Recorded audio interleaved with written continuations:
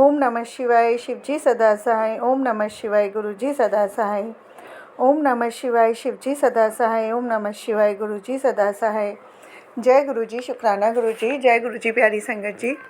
संगत जी, गुरुजी का आज का सत्संग हमारे साथ यूएसए से पायल आंटी जी ने शेयर किया है। बहुत बहुत शुक्राना गुरुजी। संगत जी, कोई भी गलती भूल चूक मुझसे या संगत जी से सत्संग बोलने में हो जाए तो माफ़ करना गुरुजी, आप भी माफ़ करना। संगत जी, सत्संग को पूरा सुनिएगा ताकि गुरुजी जो भी ब्लेसिंग्स और मैसेजेस हम तक पहुंचाना चाहते हैं वह हमें ज़रूर मिले। और आप चाहें तो गुरुजी की इस ब्लेसिंग को आगे भी किसी के साथ शेयर कर सकते हैं। सत्संग सुनने वाले को और सत्संग सुनाने वाले को दोनों को ही गुरुजी ब्लेस करते हैं। शुक्राना गुरुजी। संगत जी, ये चैनल नया है, अगर आपने अभी तक चैनल को सब्सक्राइब नहीं किया तो चैनल सब्सक्राइब करके बेल नोटिफिकेशन को ऑल पर सेट कर दीजिएगा ताकि जैसे ही गुरुजी के सत्संग का नया वीडियो अपलोड हो तो उसका नोटिफिकेशन आपके पास टाइम टू टाइम आए और गुरुजी की ब्लेसिंग्स भी सभी तक पहुँचे। संगत जी, सत्संग शुरू करते हैं। जय गुरुजी, शुक्राना गुरुजी। जय गुरुजी, शुक्राना गुरुजी। अनंतम अनंतम शुक्राना मेरे गुरुजी। मैं गुरुजी की बेटी गुरुजी का सत्संग गुरुजी के मंत्र जाप से शुरू करती हूँ। ओम नमः शिवाय शिवजी सदा सहाय। ओम नमः शिवाय गुरुजी सदा सहाय। ओम नमः शिवाय शिवजी सदा सहाय। ओम नमः शिवाय गुरुजी सदा सहाय। संगत जी, मैं जैसे गुरुजी कहते हैं कि शुरू से शुरुआत करो, मैं आज अपने सत्संग की शुरू से शुरुआत करती हूँ। मेरी मम्मी बड़े मंदिर 22 जनवरी 2024 को गई। वहाँ से आने के बाद मेरी मम्मी ने मुझे बताया गुरुजी के बारे में। उन्होंने बताया कि उनको वहाँ जाके बहुत अच्छा फ़ील हुआ। उनको ऐसा फ़ील हुआ कि वो अपने मायके आई हैं। उनको बहुत अच्छे से दर्शन हुए। उन्होंने बताया कि 4 लोग एक थाली में खाया। तो मेरे मन में आया, 4 लोग एक थाली में कैसे खा सकते हैं, कैसा फ़ील हुआ होगा। मम्मी ने कहा मुझे तो बहुत अच्छा लगा। तो मैंने कहा अच्छा। मम्मी ने कहा गुरुजी टेलीपैथिकली बात भी करते हैं। मुझे आई डोंट नो संगत जी मुझे क्या हुआ, मेरे को ना गुरुजी के बारे में जानने की इच्छा हुई और मैंने यूट्यूब पे गुरुजी के बारे में सर्च किया। जब मैंने गुरुजी के बारे में सर्च किया तो मुझे सत्संग आए। मैंने एक सत्संग सुना, मुझे बहुत अच्छा लगा। ऐसे मैं आपको बता सकती हूँ, ऐसे लग रहा था उस टाइम, तो मुझे बहुत अच्छा लग रहा था। लेकिन आज मैं अगर बताऊँ तो जैसे मैं बस वेट ही कर रही हूँ गुरुजी का मुझे पकड़ने का, और मैं तो बस उनके साथ कनेक्ट होती चली गई। वो जो जर्नी थी वो बोलते हैं कि जब से तूने मेरा स्वरूप देखा तब से मैं ब्लेस कर रहा हूँ तेरे को। और मुझे नहीं पता मैंने उनका स्वरूप पहले कब मतलब बहुत बार देखा है, लेकिन सबसे पहले कब देखा। और गुरुजी ने मेरे को ये भी दिखाया कि मेरी लाइफ में जितनी भी प्रॉब्लम्स आई, गुरुजी ने मेरे को उस टाइम बचाया, मेरी फैमिली को भी और मुझे भी। तो कैसा होता है ना संगत जी, मेरा कनेक्शन गुरुजी के साथ धीरे धीरे बढ़ता चला गया। बीच में बहुत डावाडोल होता था, लेकिन ऐसे इतने इंस्टेंसेस आए कि गुरुजी के साथ वो कनेक्शन धीरे धीरे वो बॉन्ड जो है ना वो स्ट्रॉन्ग होता गया। फिर धीरे धीरे गुरुजी ने मुझे अपने सत्संग में भी बुलवाया। मैं उनके सत्संग में भी गई, मुझे बहुत अच्छा लगा। और वहाँ से उन्होंने मुझे अपने हर हफ्ते सत्संग होते हैं तो वहाँ जाने का भी मेरा नियम बन गया। तो गुरुजी मेरे को मैसेज देते थे कि पुत्र तेनू हुणे बहुत कुछ सिखाना है।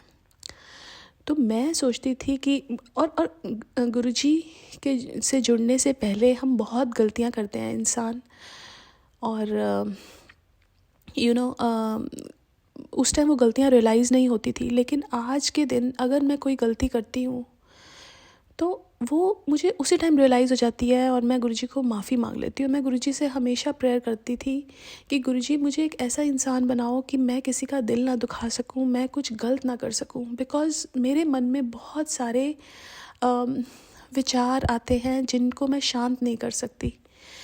तो मैं संगत जी आपको एक कहानी सुनाती हूँ जो मेरी मम्मी ने मेरे को सुनाई, और उससे मुझे समझ आया कि गुरुजी कहते हैं ना तेरे को बहुत कुछ सिखाना है। सत्संग तो बहुत सारे हैं, इतने सारे हैं, और मैंने पहले भी बहुत सारे सत्संग शेयर किए हैं, लेकिन आज ये कहानी सुनाती हूँ आपको। तो एक इंसान होता है, वो कहते हैं ना कि सिख बनना मतलब सीखना, जो बहुत सीख के ही सिख बनता है। तो एक कहानी सुनाई थी मम्मी ने, मेरे को याद नहीं है कि वो कौन थे, क्या था, लेकिन मैं आपको कहानी का क्रक्स बताना चाहूँगी कि एक इंसान था, वो बहुत पैसा कमाता था। वो अपने गुरु के पास जाता है और वो बोलता है कि मुझे सिख बनना है। कहते हैं सिख बनने के लिए तो तेरे को बहुत कुछ सीखना पड़ेगा। तो वो कहता है कि मैं पैसा तो कमाता हूँ, मैं अपना सारा काम करता हूँ। कहते हैं नहीं, तेरे को सबसे अच्छा क्या करना आता है? कहते हैं मुझे लकड़ी काटना आता है।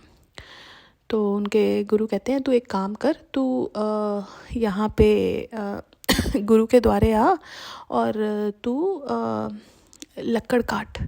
तो वो बंदा क्या करता, वो अपना जो डेली के काम थे उसका वो करता था, पैसे कमाने वाले, और लकड़ी काटता था। 1 महीने तक करता रहा। तो 1 महीने बाद अपने गुरु के पास आके बोलता है कि अब मैं सिख बन सकता हूँ। तो वो बोले कि अभी तो तूने यही करता है तू, और वो लंगर खा के चला जाता था वहाँ पे। तो उनके गुरु बोले कि तू एक काम कर, तू जो पैसे कमाता है उसमें से कुछ पैसा लंगर में भी डालना शुरू कर। तो वो क्या करता, वो पैसे कमाता, लकड़ी काटता और लंगर में पैसा भी डालने लग गया। तो कहता है अब मैं सिख बन गया 1 महीने बाद। तो गुरु कहते हैं कि तू एक और काम कर, तू अभी पैसा तो डालता है उसमें, लेकिन अब बनाना भी शुरू कर। तो वो पैसा कमाने भी लगा, लकड़ी भी काटने लगा, पैसा डालने भी लगा और लंगर बनाने में भी हेल्प करने लगा। तो वो कहता है कि अब मैं सिख बन गया। तो वो गुरु कहते हैं कि तू पैसा तो कमाता है, लकड़ी भी काटता है, पैसा डालता भी है लंगर में, लंगर बनाता भी है और लंगर खा के भी चला जाता है, लेकिन जो लोग पहले लंगर सर्व कर रहे होते हैं, क्या तू उनको सर्व करता है? तो उसने वो भी शुरू कर दिया। तो गुरु बोलते हैं कि, वो बोलता है कि अब मैं बन गया 1 महीने बाद। तो वो बोलते हैं कि अच्छा, तू जो बर्तन होते हैं वो साफ़ करता है, जो लंगर के बाद वाले होते हैं। तो उसने पैसा कमाया, लकड़ी काटी, लंगर में पैसा डाला, लंगर बनाया, लंगर खाया, उसके बाद सर्व किया और फिर साफ़ भी करवाया। तो कहते हैं अब तू सिख बना है। तो इस कहानी का मतलब क्या है? हमारी जो लाइफ है ना, हमें इस लाइफ में बहुत कुछ सीखना है। और सीखना क्या है कि हम जो अपने काम करते हैं, ऑफिस जाते हैं या हमारा बिजनेस है या कुछ भी है, वो तो हम कर ही रहे हैं ना, वो तो भगवान जी हमें करवा ही रहे हैं हमारे ज़रूरतों को पूरा करने के लिए। लेकिन उसके अलावा हमारी क्या रिस्पॉन्सिबिलिटी है, वो इस कहानी का एक क्रक्स है कि हमें कहीं पे भी दान दक्षिणा करनी है। जहाँ पे लोगों को खाना खिलाया जा रहा है, वहाँ पे दान दक्षिणा करके, वहाँ पे खाना बना के भी देना है, वहाँ पे सर्व भी करना है, वहाँ पे बाद के बर्तन भी धोने हैं। तो जिससे हमारे कर्म कटते हैं, क्योंकि हम इंसान जाने अनजाने में बहुत सारी गलतियाँ करते हैं, बहुत सारी जो हमें समझ नहीं आती हैं। लेकिन गुरुजी के जुड़ने के बाद हमें वो सब दिखनी शुरू हो जाती हैं। एक गलती भी वो हमें समझ आ जाता है कि ये तो इतनी बड़ी गलती है, जो हम पहले सोचते थे एक छोटी सी गलती है। तो ये जो कहानी है, इस कहानी में एक बहुत बड़ा राज है, जो लाइफ का ट्रुथ है, जिसके लिए हम जी रहे हैं। पैसा तो हर कोई कमा लेता है, लेकिन ये करना बहुत इम्पॉर्टेंट है। तो संगत जी, मैं आपके साथ एक और कहानी भी मुझे गुरुजी ने सुनवाई। वो है शांत रहने की, चुप रहने की। मैं जैसे, मुझे ऐसा होता था कि बोलो, जितना बोलती रहती थी, तो ऐसा लगता था कि मेरे को ना समझ नहीं आता था। मैं गुरुजी से पूछती थी, गुरुजी मेरे अंदर इतने सारी आवाज़ें हैं जो शांत नहीं होती हैं, मैं कैसे उसको शांत करूं? तो उसके लिए गुरुजी ने एक कहानी सुनवाई मेरे को। उस कहानी में क्या था कि उस कहानी में क्या था कि एक बच्चा गुरु के पास आता है। बहुत अच्छे ख़ानदान से, अमीर ख़ानदान से एक बच्चा होता है। वो क्या करता है ना, सबके साथ बातें करता है और सबको यही बताने की कोशिश करता है कि वही सबसे अच्छा है, और बहुत बोलता है, बहुत बोलता है। तो अब एक दिन ऐसा आता है कि गुरु कहते हैं उनके कि तुम सबको एक संकल्प लेना है। और वो संकल्प क्या है कि सबको एक एक संकल्प लेना है। तो हर कोई एक संकल्प ले लेता है, लेकिन वो बच्चा गुरु से पूछता है कि मैं क्या संकल्प लूँ, मुझे समझ नहीं आ रहा। तो गुरु उनको बोलते हैं कि आप जो मैं आपको संकल्प लेने के लिए बोलूँगा वो आप ले नहीं पाएंगे। तो वो कहता है कि मुझे तो समझ नहीं आ रहा, आप ही बताइए मैं क्या संकल्प लूँ। तो गुरु बोलते हैं कि आपको 10 दिन तक बोलना नहीं है। तो वो कहता है कि ये तो बहुत इजी है, ये तो मैं कर लूँगा आराम से। तो एक दिन तो वो बहुत मौन व्रत रखने वाली बात बोली गुरु ने।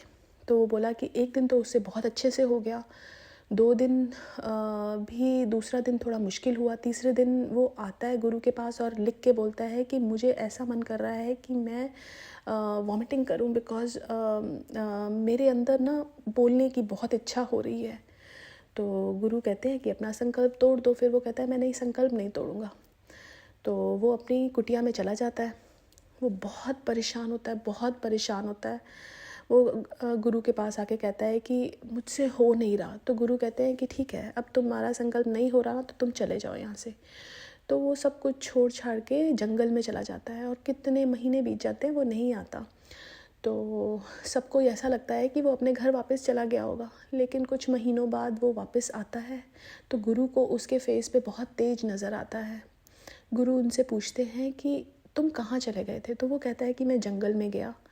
जब मैं जंगल में गया वहाँ पे मेरे से बात करने वाला कोई नहीं था, तो मैं चुप था, अपना तप करता रहा।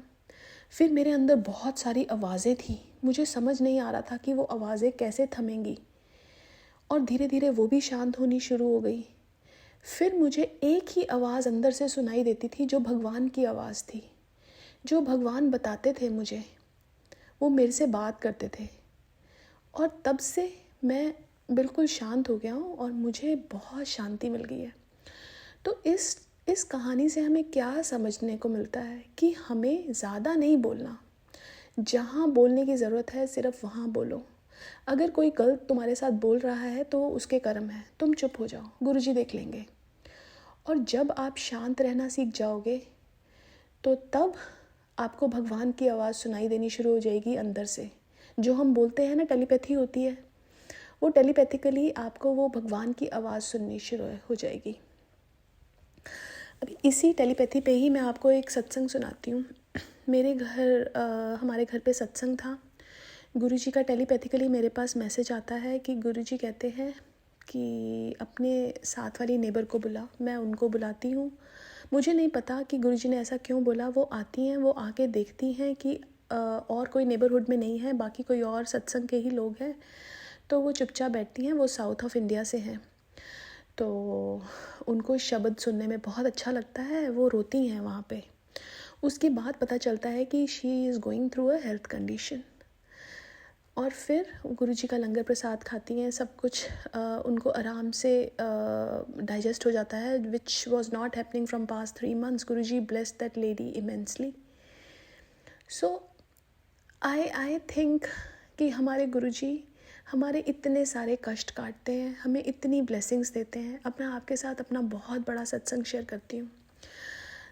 2 days बैक मेरे को गुरुजी ने बोला कि मैं पहले अमृत वेला करती थी, लेकिन बीच में फिर मैं क्या हो गया पता नहीं, आलस के कारण या किस वजह से मैंने वो नहीं कर पा रही थी। तो गुरुजी का मेरे पास बहुत टाइम से मैसेज आ रहा था, पुत्र अमृत वेला किया कर, पुत्र अमृत वेला किया कर।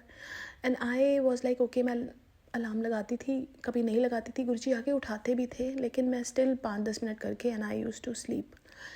परसों मेरे पास मैसेज आता है, गुरुजी कहते हैं कि यूट्यूब पे कि पुत्र अमृत वेला कर, अमृत वेला संभाल, अपनी माँ का ध्यान रख। और मेरे को बहुत टेंशन हो जाती है, बहुत टेंशन। मैं अगले दिन उठ के अमृत वेला करती हूँ। मतलब कल सुबह अमृत वेला करती हूँ। अच्छा, फिर मेरे को टेलीपैथिकली मैं सारा दिन सत्संग सुनती हूँ, मुझे टेलीपैथिकली गुरुजी बताते हैं कि तेरी मम्मी पे बहुत बड़ा कष्ट आने वाला है। मैं यूएस में रहती हूँ। बोलते हैं कि तेरी मम्मी पे बहुत कष्ट आने वाला है, कुछ तो हार्ट प्रॉब्लम होने वाली है। कुछ स्टेंट दिखाते हैं गुरुजी मेरे को कि ऐसा कुछ लगेगा और तुम लोगों को भी ट्रैवल जल्दी ही करना पड़ेगा। और मेरी सिस्टर अभी मम्मी के पास आई हुई है कुछ दिनों के लिए। मैं उसको मैसेज करती हूँ कि मुझे टेलीपैथिकली गुरुजी का ऐसे ऐसे मैसेज आया है, तुम लोग डोंट गो फ्रॉम देयर, आज मत जाना, just stay there with mama, I am getting that message. और और मैं उसको ये भी बोलती हूँ कि और आज सुबह के इंडिया के 5 बजे होते हैं, तो मैं उसको बोलती हूँ तो अमृत वेला कर, और मैं भी करूँगी अमृत वेला। तो मेरा पूरा मतलब पूरी रात I was unable to sleep. Guruji ने मेरे को 3 बजे उठाया, फिर उसके बाद मैंने अमृत वेला किया। उसके बाद आई स्लेप्ट। उसके बाद सुबह मेरी सिस्टर मुझे बताती है कि and I was like negativity. Guruji कहते हैं कि तो तेरे उत्ते मेरी ब्लेसिंग्स हैं, तू क्यों सोचती है। मैं गुरुजी से बात करती हूँ, मैं गुरुजी को बोलती हूँ, गुरुजी मुझे पता है आप हर चीज़ में मेरी फैमिली की और अपनी सब संगत की आप रक्षा करोगे, लेकिन अगर किसी की माँ के ऊपर कोई तकलीफ़ आने वाली होती है, मैं कैसे ठीक हो सकती हूँ, आप बताओ गुरुजी। और फिर मेरी सिस्टर का मैसेज आता है मेरे पास कि मेरे को अमृत वेला करने के बाद she dozed of, she slept. उसके बाद उसको ड्रीम दर्शन मिलते हैं। उस ड्रीम दर्शन में क्या होता है कि मेरी मम्मी उठती हैं सुबह मॉर्निंग में, उनका जो फेस है वो स्वोलन होता है एंड शी वॉज क्राइंग। उसके बाद वो मम्मी को बोलती है कि मुझे मेरी सिस्टर ने ऑलरेडी बता दिया है ये सब होने वाला है, तो आप टेंशन मत लो। और वो बताती है कि इतनी देर में आप सब लोग बहुत बड़ी ब्लैक गाड़ी के, वो उसने बताया कि इनफाइनाइट बड़ी जैसे जेट ब्लैक गाड़ी है, उसमें से आते हो आप लोग, हमारा परिवार यूएस से, कि हम सब लोग उस गाड़ी में से उतरते हैं एंड देन हम गले लगते हैं और उसका ड्रीम ख़त्म हो जाता है। और फिर हमें पता चला जो मुझे टेलीपैथी हुई मम्मी के लिए, तो उन पे बहुत बड़ा कष्ट आने वाला था, और वो हमारे गुरुजी ने वो कष्ट ड्रीम में ही कटवा दिया। गुरुजी का मैसेज आता है कि नेगेटिविटी मत लाया कर अपनी लाइफ में, मैं बैठा हाँ, मैं सब देख लवांगा। तो संगत जी, इससे क्या पता चलता है?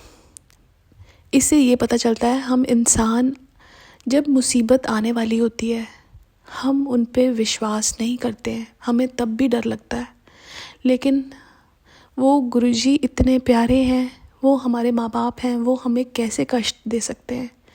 वो सारा कष्ट अपने ऊपर ले लेते हैं, सबके कष्ट अपने ऊपर ले लेते हैं, और उसके लिए मैं गुरुजी का शुक्राना करना चाहूँगी। अनंतम अनंतम अनंतम शुक्राना। हम जब शुक्राना बोलते हैं ना, मैं शुरू में शुक्राना बोलती थी तो शुक्राना सिर्फ इसलिए बोलती थी कि गुरुजी कहते हैं शुक्राना बोलो। धीरे धीरे मुझे समझ आ रहा है शुक्राना का मतलब।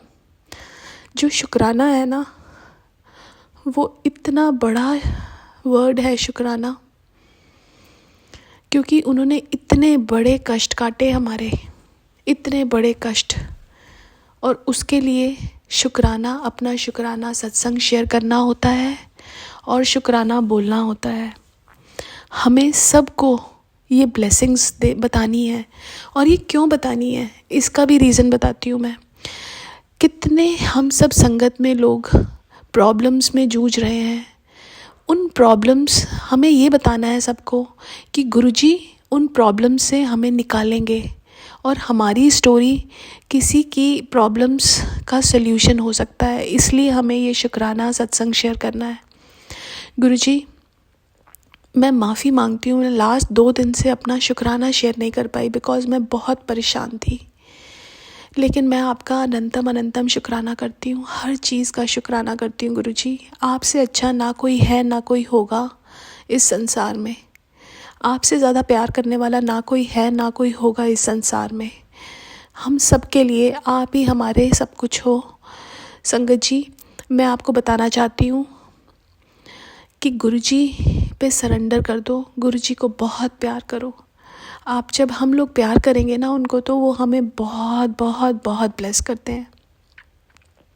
वो तो प्यार की मूरत है, वो हमें कैसे कष्ट दे सकते हैं। हमारे गुरुजी, मैं जब ओल्ड संगत के सत्संग सुनती हूँ ना, तो कई बार बहुत इमोशनल हो जाती हूँ कि कैसा कोई इतना ज़्यादा अपनी संगत से प्यार कर सकता है, जो सिर्फ़ अपने संगत को ब्लेस करने ही इस दुनिया में आया है और हमेशा रहेगा। सॉरी संगत जी, मैं थोड़ी इमोशनल हो रही हूँ, बट हमारे गुरुजी ने हमें इतनी ब्लेसिंग्स दी हैं कि आँखों से पानी रुकता नहीं है। शुक्राना शुक्राना शुक्राना, हर चीज़ के लिए शुक्राना। हमारे हर कष्ट से हमें निकालने के लिए शुक्राना। हमारा हाथ पकड़ने के लिए शुक्राना। हमें सही रास्ता दिखाने के लिए शुक्राना। हमें इतना प्यार करने के लिए शुक्राना। शुक्राना मेरे मालिक, शुक्राना। अगर मुझसे कोई गलती हो गई हो तो गुरुजी और संगत जी मुझे माफ़ करना। ओम नमः शिवाय, शिवजी सदा सहाय। ओम नमः शिवाय, गुरुजी सदा सहाय। जय गुरुजी, शुक्राना गुरुजी। जय गुरुजी, शुक्राना गुरुजी। थैंक यू संगत जी, गुरुजी की ब्लेसिंग्स हम तक पहुंचाने के लिए आपका बहुत बहुत शुक्रिया। शुक्राना गुरुजी। सर्वदा भला हो गुरुजी, सबकी भूल चूक माफ़ हो गुरुजी। जय गुरुजी प्यारी संगत जी।